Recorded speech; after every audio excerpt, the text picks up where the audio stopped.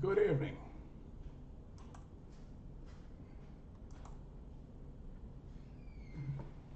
Good evening, my fellow Americans.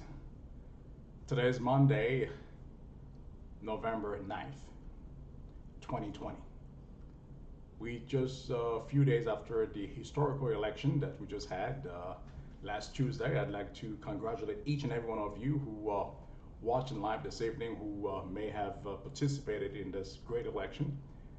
It was a historical moment, and we were pleased not just also about the result, but the fact that so many Americans took the streets,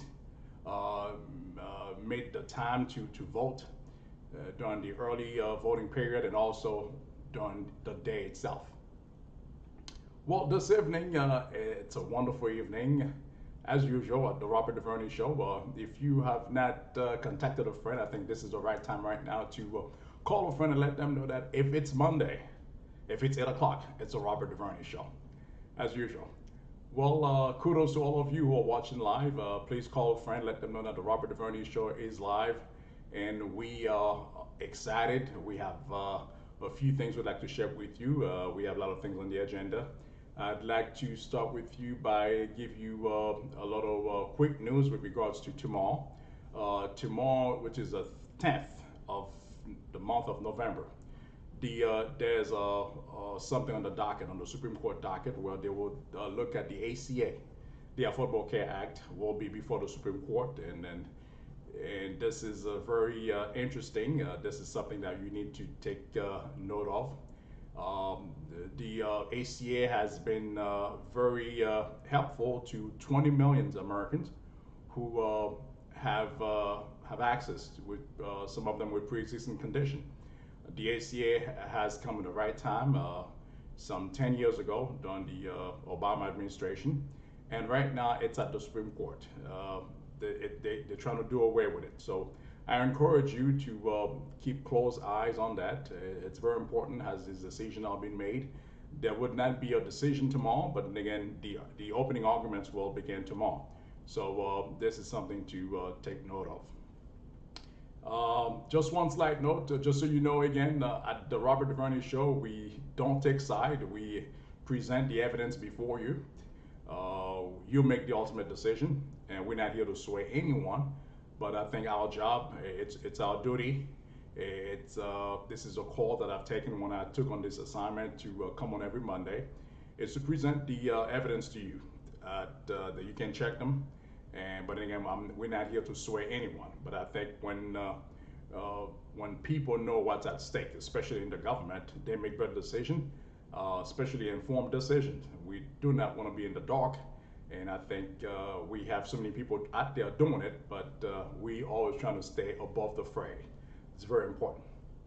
Well, I'd like to give you some results of because of the recent election. I could not wait to be here with you this evening. With regards to the recent election, we could say, without any reservation, that VP Biden, who is now the president-elect, would like to tell Mr. Biden a congratulations along with his VP, Mrs. Kamala Harris. Congratulations to the both of you. What it says about America that democracy, it's still at it works. And this is a country that we love. I'd like to say good evening to all of you here. I'd like to say good evening to Mr. Ambrose from the great city of Miami. Also Dr. Azor from the great state of Georgia, who without any doubt, she said that state will turn blue. I doubt it, and then I made a commitment that I will be wearing blue after the election, and just to because I'm still in the shock that the state of Georgia turned blue. I'm a man of my word. When I say things, I tend to stand behind it. So just because Georgia turned the state blue, so I'm wearing blue this evening, in memory of this great state of Georgia, who I had doubts from the get-go that the state will turn blue, but Dr. Azor, this is a proof. I'm in blue this evening. Okay, so during the month of November, I dedicated blue for the state of Georgia for turning this state blue. Okay, very important. Thank you. I hope this settled the case here. Now, with regards to the election, we could talk about on a host of issues. We saw President-elect Biden had a margin of 4 million people who voted for him, and also President Trump has 71 million, and where President Biden looking at 75. So that tells me, in a nutshell, that Americans are still passionate on both sides. This is democracy at its best, regardless who you voted for. The important thing is you exercise your vote, and at the end, guess who won? The American people won. That's what matters. That's what I was looking forward to. I was not looking forward either Biden to win nor Donald Trump, but I wanted to make sure that America won. Effectively, America did win. America did win, without a doubt. If I could quote our former president, Ronald Reagan, during the 80s, he's always seen the beauty of America. America has always been a country that others aspire to be. We are the shining city up on the hill. The very fact that our democracy was on the ballot and the American people won. We didn't have any foreign adversary who won. It was the American people. Those who took the streets, those who took the time off, those issues were at hand. They were at the core values. They won. So America won. That's the beauty. That's the beauty of America. That's the spirit we need to keep on fighting for. For 244 years, this nation has gone through a difficult time. This nation has gone through civil war, Jim Crow, so much slavery. But yet, we're not the perfect nation, but we're working toward that perfect union. Every day, our forefathers, that's what they had in mind. That as we worked on it on a regular basis, this nation, this shining city on the hill, would eventually become the perfect union. This is what we strive for on a regular basis. Now, I'm going to bring it down to the great state of Florida. As you know, President Biden won. Just before I jump to Florida, I'd just like to cover the federal election. President Biden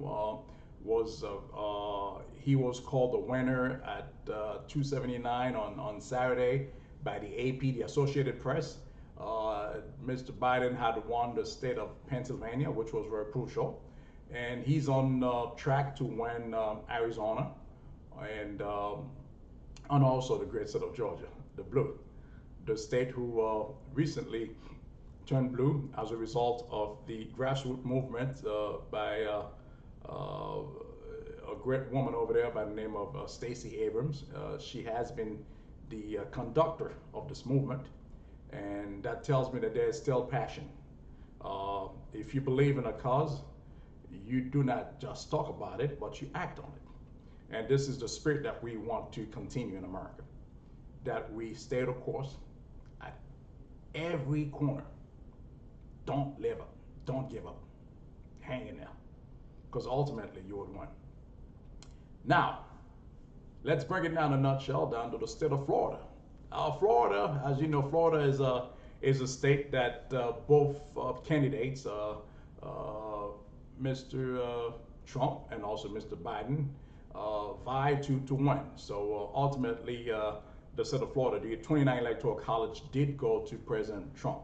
Now, if we were to break it down by counties, as you know, Florida is a large state, and it's pretty big, and it's a state that it has a different type of residents. I mean, you look at on the north of Florida, which is you Florida, yeehaw Florida, but you know, something got to give in. Okay, so Florida went to President Trump, primarily the the west coast of Florida and also the north part of Florida voted overwhelmingly Republicans.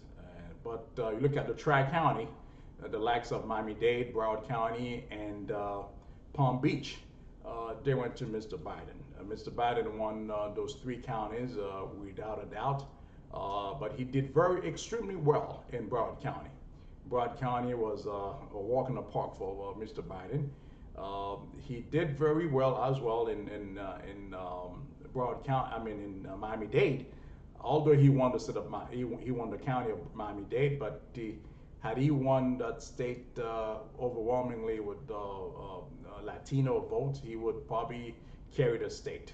But again, these were the counties. And he, of course, Palm Beach is a Democratic county, so he did also very well there. Hello there. Hello, Finette. Hello, everyone who logged in.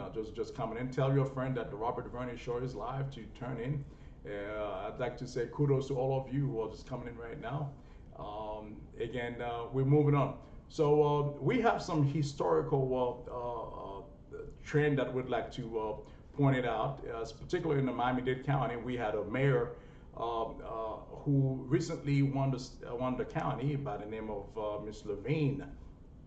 Miss Levine is the first woman, Jewish woman, to assume that position. This was history in the making in the state of Florida, in the Miami-Dade County. She won the election. Her opponent was Mr. Bovo. Esteban Bovo lost to Ms. Danielle Levine Cava. The percentage vote was pretty much overwhelming. She won the county by 53.97, almost 54% of the vote, whereas Mr. Esteban Bovo won it by 46.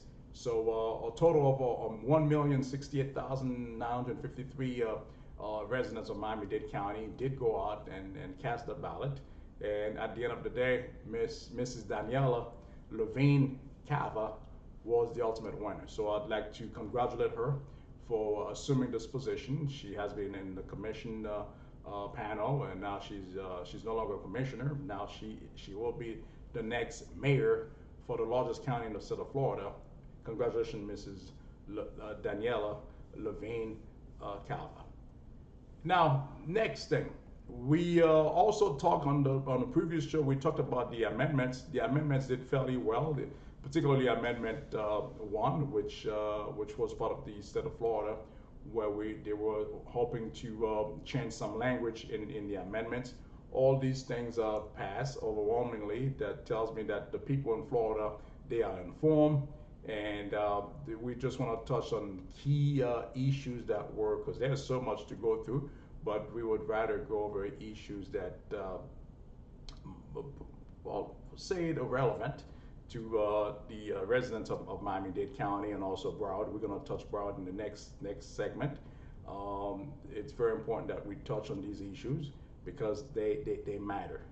They matter for the fact that we are the resident of the state of Florida, and what goes on in Florida ultimately affect us either directly or indirectly. So we are concerned citizens, and we must do our part, and we must exercise that God-given right to exercise it on a regular basis. So we thank God for the fact that we're living in America. We could voice our opinion, and at the end, we can make changes either at the local, at the county, at the state, and eventually at the federal level, which is the national level.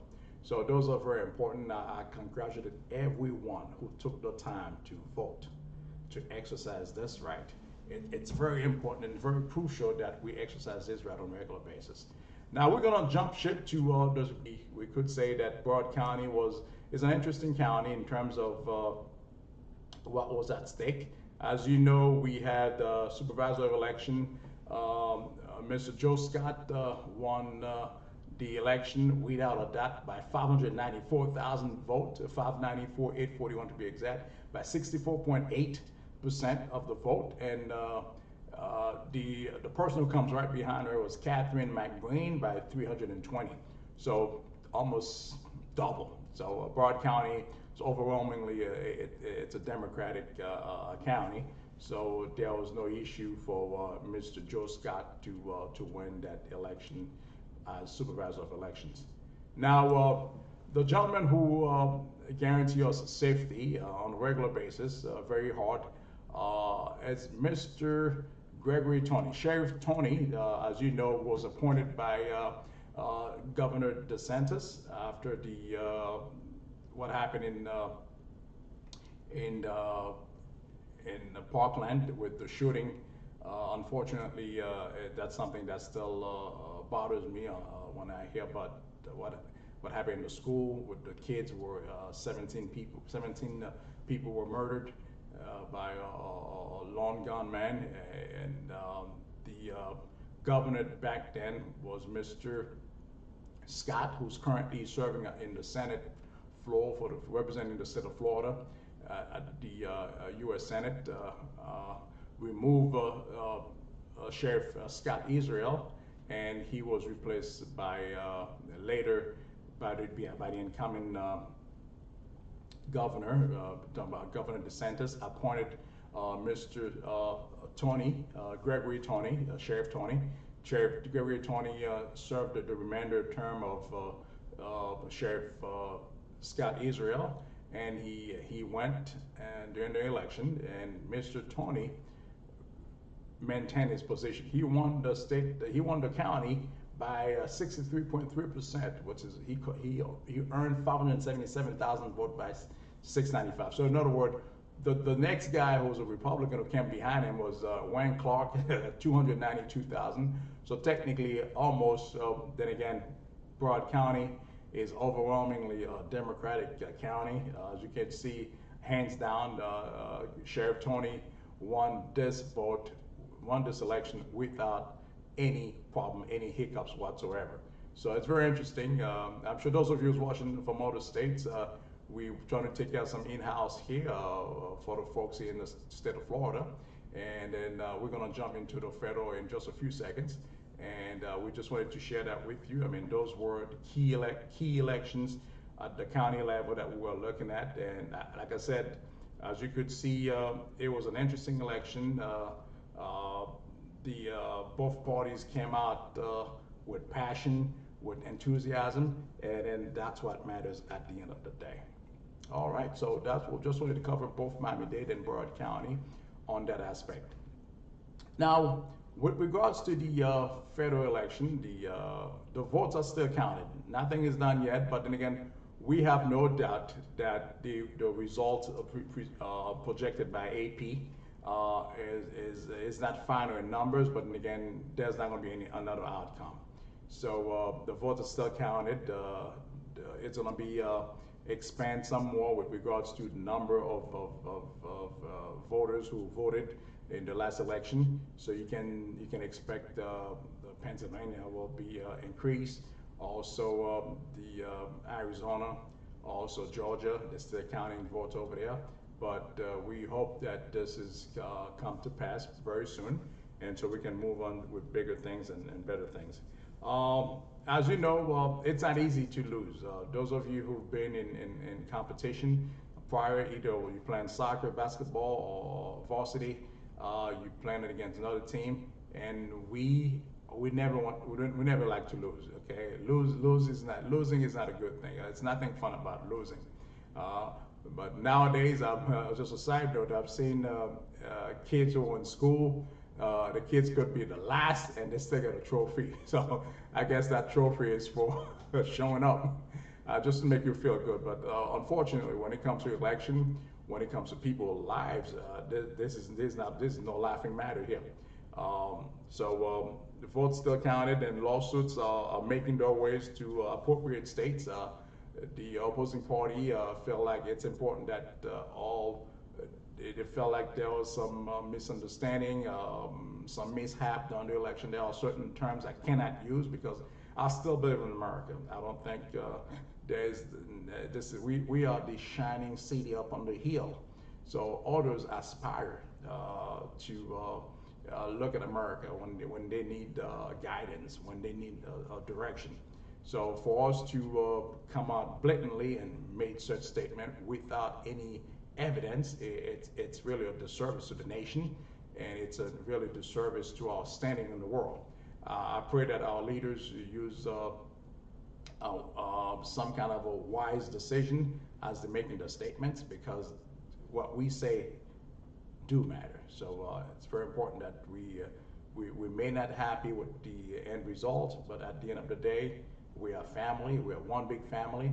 Let us fix things between us. If there's some misunderstanding, if there's some mishap, let's take care of it within closed door. Let's not broadcast it to the world, because the world still look up on America for direction. All right, thank you. Again, with regards to all the things, we want to make sure that there's still votes to be counted, like I said earlier. But another thing, we still have another race. We have another race in the great state of Georgia. As you know, Georgia has two senators who are going there as two Democrats. It's an open there's an open seat here in Georgia. There's four senators vying for the two Senate seats that are open, that will determine either if the Democratic Party will ultimately win the Senate. If not, right now where it stands, the Republican Party are in control of the Senate. So what that means, President-elect Biden would have to deal with Mitch McConnell on a regular basis. Hopefully, these two they've worked. They have a tremendous respect for each other. They have a great rapport. I pray that they figure things out among themselves so the country can move forward. Because the bickering, the gridlock, it's in the best interest of America. Again, I pray that these two conduct themselves as statement and then work for the common cause of the American people. I know this administration will deal with some uncertainty. We have an economic issue right now. We have the COVID. We have a lot of people unemployed, some over 20 million people. So there is a lot on the table. So we pray that the current administration and the incoming administration somehow find a common ground, and so the transition can go as smooth, because this is still the United States of America. Okay, we have to exchange information. There's got to be funding to go to the new administration to set up offices and vetting. It's a host of issues, but this is they need at least $10 million for the transition. I mean, think about it. So the current administration would have to sign a check or give them authorization to do that. But that's how it's always been done. But at the end of the day, I believe that when the dust is settled, they will definitely find a common ground. I know, like I said, the loss is always difficult to deal with, but I would give it a week, probably 2 weeks, hopefully, when this thing goes to court and then there's no merit, and then everybody will come to the good senses and say, you know what, I mean, I want to concede publicly, but I will definitely walk behind the scene with the incoming administration for the common good of the American people. That's what we want in our leaders. That's the reason why we vote them.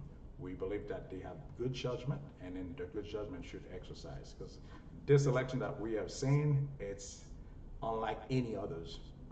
We've never seen anything quite like that, and that's the beauty, that we are the shining city up on the hill. I'll never forget that, the shining city up on the hill that everyone aspires. The great things about on the shining city, we could see that a lot of foreign leaders have rushed to congratulate President-elect Joe Biden for the simply because he's a guy who's been in government for 47 years. Joe Biden is a household name around the world. Everyone knows him, and it's a beauty. There's somewhat of a familiarity when it comes to President-elect Biden. We could see the likes of Benjamin Netanyahu, the Prime Minister for Israel, who congratulated him. Also, the Prime Minister for Canada, Mr. Justin Trudeau, who also contacted him. The Prime Minister from Great Britain, Boris Johnson, contacted Mr. Biden. But then again, you would know that there will be some who would choose not to jump to congratulatory mode for the simple fact that they may have different opinion, they have different philosophy. the likes of Vladimir Putin from Russia, who does not seem to be in line. He's waiting for the final count, I guess, and he cannot congratulate Mr. Biden yet because there's still things in the legal realm. So he's waiting to hear from them. We also have Xi, Xi from China. So now, I mean, again, at the Robert DeVerney show, we present you the case. You would see the two who tend not to congratulate President Biden, elect Biden. You would wonder what do these two guys have in common. So again, this is up to you. You make your own judgment. You make your own decision there. You try to understand it your own way. But like I said, a host of our allies and have already contacted President Biden to send the well wishes, but you still have some who also choose not. Also, the president from the Philippines, he chose not to. But we have some foe, some folk who choose not to may not be happy with the result. But again, America spoke, and the people that our democracy really at its best. We shown the world how we handle our business at home and how we want to be seen. How I want our justice system and our voting system to reflect around the world. Again, this is it. This is all I have for you this evening. Again, stay tuned for the Robert DeVerney Show. It's every Monday night. If there's some breaking news during the week, I'll definitely come by to share that with you. I just wanted you to stay informed on the issues. Tell a friend at the Robert DeVerney Show to subscribe on YouTube, Robert DeVerney. Just subscribe, and then I'd love to see when you engage. Ask me questions. I'm available for you. Again, I'm sure you guys did a wonderful job. Those of you who stick with me throughout this election, I made it a commitment to be here on a regular basis every Monday to share with you what's trending, what matters as to you as a voter, and also share information because we each learn from each other, and that's the beauty of America. When we talk, great things happen, and this is a platform that I've created where we can come and we discuss issues that really matters to us, and then at the end of the day, we make sense of it, and I think it's key. We should not take this for granted. Again, America still warns, pray for the current administration, and then always wear your mask. Please wear your mask. Apply the 6 foot distance.